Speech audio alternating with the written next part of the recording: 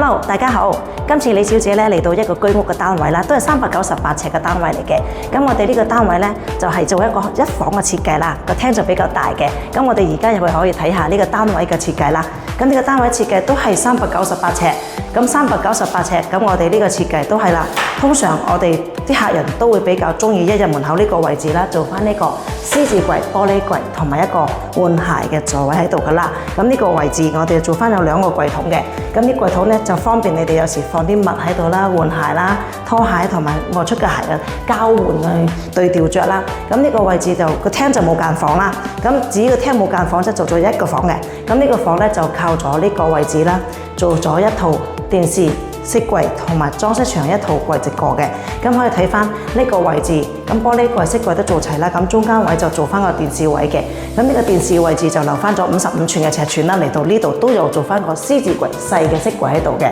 咁獅子櫃隔離，我哋就做咗條子隔閂門嘅隱形門啦。咁呢個門咧就為咗裝飾呢邊幅牆，就唔覺眼有個房門嘅位置啦。咁我哋推開房門睇下後邊個位係一個大房嚟嘅。咁呢個係2個人住嘅房，就做咗入邊就5尺床啦。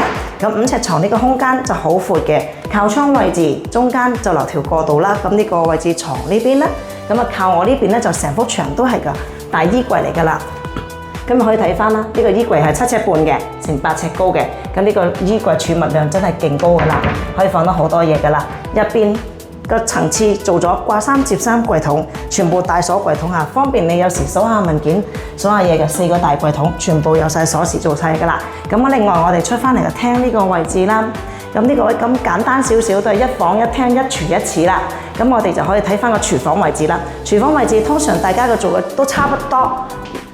大概都差唔多啦。咁 L 型廚房啦，咁上下櫃啦，全部 L 型過嘅。咁至於啲爐頭位置啊、洗衣機啊，同埋呢啲洗菜盤位啦，全部都係一 set 過噶啦。咁做翻個天花，咁呢天花有啲人就中意做圖唔做喎，咁因人而異啦。有啲人話做咗天花，我感覺上個樓底比較矮咗嘅，咁你可以選擇唔做。